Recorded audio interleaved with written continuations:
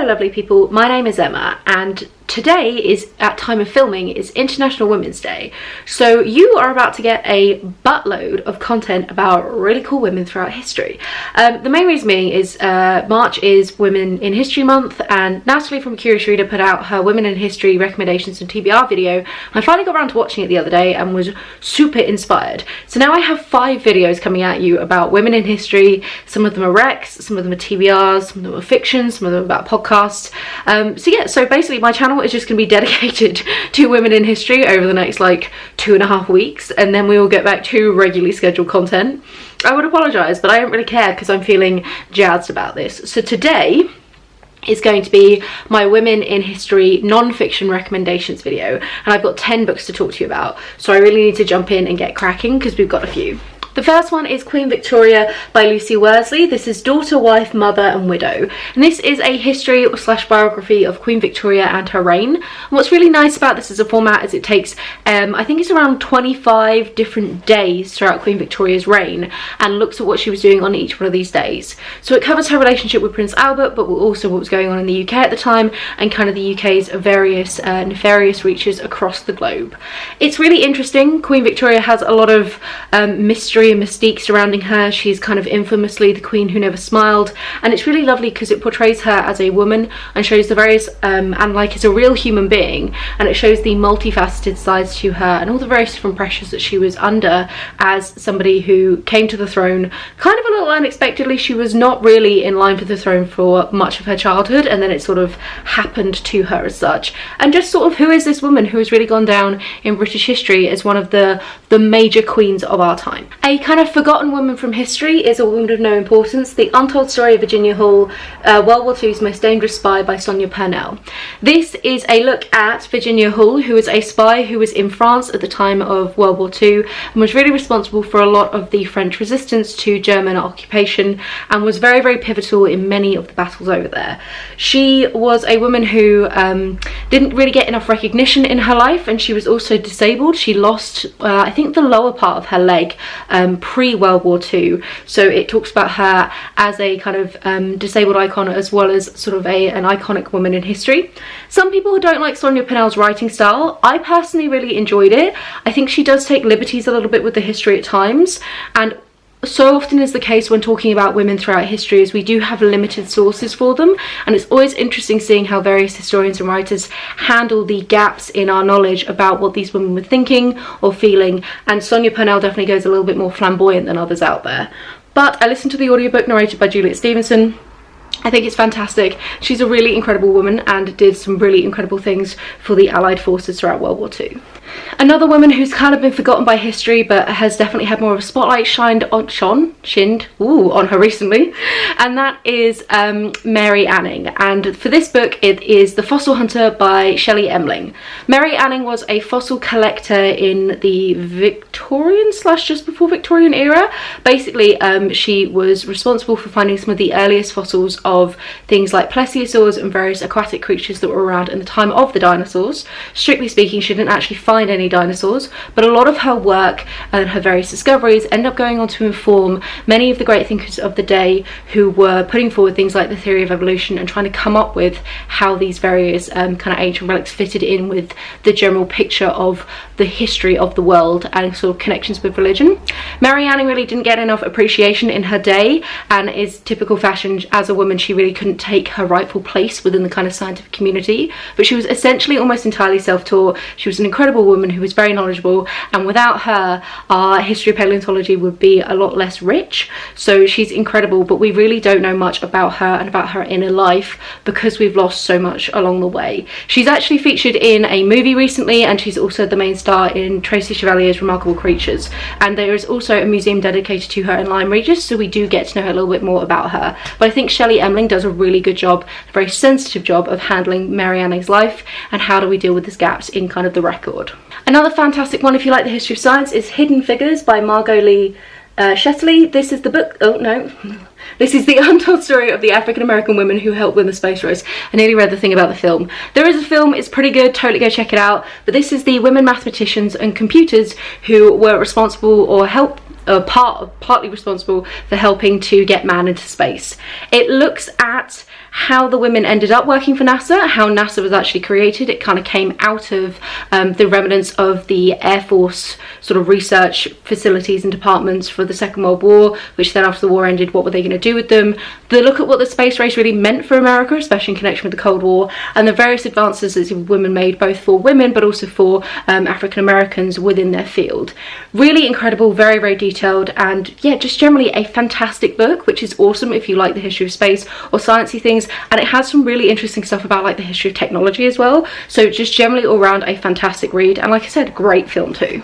An absolute booktube darling that I couldn't not mention is The Five by Hallie Rubenhold. This is looking at the 5 women who were murdered by Jack the Ripper, but it's about shining a spotlight back on them rather than focusing and kind of glorifying their murderer, which has definitely happened throughout history. It's making the argument that these women were not prostitutes, and that idea and kind of understanding of them is deeply rooted within misogyny. And it's really looking at as well at like a social history of Victorian Britain and kind of a social history of the working class, which a lot of these women were a part of, and sort of looking at what was a woman's role within society at that time and how did these women end up being in a position where they were vulnerable enough to then be murdered. It's incredible, iconic, it's won a bunch of prizes, it's like a booktube darling in the non-fiction community. You've heard me talk about it 1,000 times before, and I have a whole review video for it that I'll link down below if I remember, so definitely go check it out. Hallie Rubenhold also has another book called The Covent Garden Ladies that talks about sex workers within Covent Garden. Do totally go check that out as well. It's not quite as strong as The Five, but it's still a really good read, so I would recommend it. Consider it a bonus on this list. If we're talking kind of just iconic women throughout history, Roaring Girls by Kyte Fox, I believe. I'm sorry, I don't have the physical books of some of these. Is looking at the forgotten women through British history, and it is, I think, 8 different profiles of women throughout British history who have contributed in some way and kind of potentially could be called feminist icons.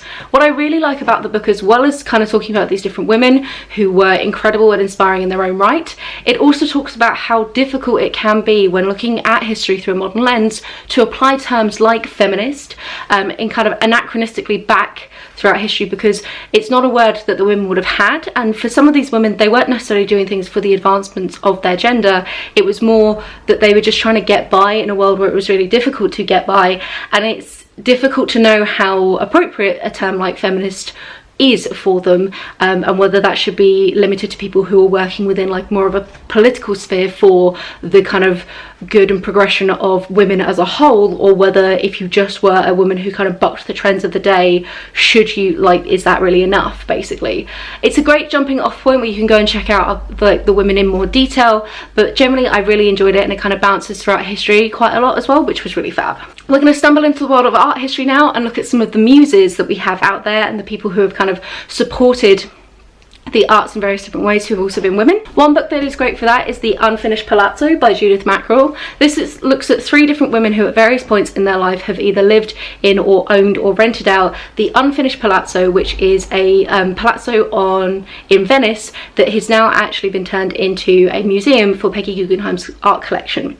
It's mainly a book about Peggy Guggenheim, I'm not going to lie. The 3 women are Louisa Cassetti, Doris Castle-Rose and Peggy Guggenheim, and the book is probably half Guggenheim and then very focused on Louisa, and we really only get a tiny snippet of Doris. But Louisa and Peggy were both really involved in the art and fashion world, and it is looking at them as muses and icons, very much with Louisa, and then also as patrons and kind of supporters of the art world in the form of Peggy. It's one of these books that, like, it's interesting, especially if you really enjoy art history, but I don't think that the author is particularly the best on this list. She definitely has a tendency to go a bit overboard with making assumptions about these women's lives.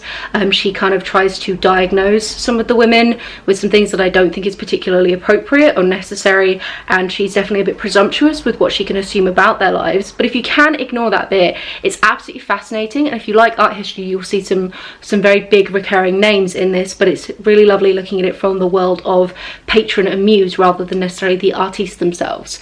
So really interesting interesting read. One that was also a really interesting read is Edie, American Girl, author I cannot remember. This is looking at Edie Sedgwick, who was kind of a muse and sort of artist in her own right, who was within the sphere of Andy Warhol. She had a really tragic life. She dealt with drug addiction and mental health issues, and she ended up passing away very young. But it's a look at her kind of bumping into Andy Warhol and then getting kind of dragged into his world and what that did for both of them. And sort of she features in a lot of his films that he ended up his kind of art shorts and stuff that he did, and it's a really interesting look at that art world within the time period.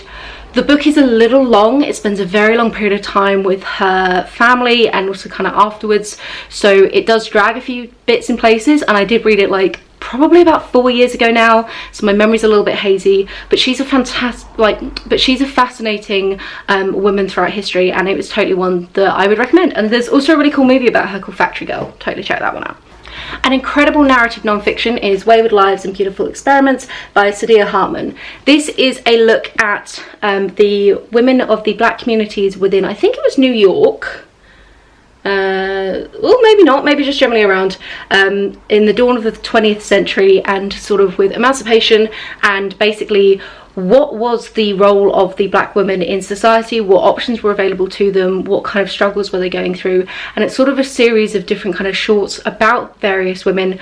It's lovely and lyrical and really creates like an atmosphere and a sense of history rather than focusing on any particular one individual. It's just an incredibly powerful, moving piece that really looks at some of the lost voices and kind of forgotten histories out there. So it was really beautiful as a reading experience, and it's completely unlike pretty much any other non-fiction I've ever read. So if you're somebody who doesn't normally go for non-fiction, this might be a good way of kind of getting into it, because it just doesn't read like non-fiction. It reads like this gorgeous, beautiful, literary kind of epic, sprawling joy, for lack of a better way of describing it. But it's also entirely grounded in real people's real lives, and it's just stunning. And then the final one I wanted to talk about isn't actually about any particular woman, but is about a woman's craft, and that is The Golden Thread, How Fabric Changed History by Kassia Clare. This is looking at the various different fabrics that have been kind of invented and created, and the ways that the sort of economy around fabrics and also sort of art and history has influenced society across history. We're talking, you know, Egyptian period, we talk about the Vikings, we talk about kind of British history, America, cotton, and then taking it all the way through to sort of modern day, some of the very futuristic fabrics we've got and where we're looking at in the future and kind of fast fashion. I think that this is a really important book when looking at women throughout history, because fundamentally fabric and kind of thread in general has very much been a woman's craft, and the author is making the argument, you know, that often when we talk about things like the Bronze Age or sort of time periods like that, we really rely on things like metalwork and blacksmithing and sort of manly things, when actually there are really good arguments that fabric really was the backbone of sort of society and civilization as a whole. It's a little bit sloppy in places with exactly how historically accurate it is, but it does jump around a lot, and Kassia Clare definitely just has to make a few throwaway comments here or there that she can't fully expand, and I think that's fair enough.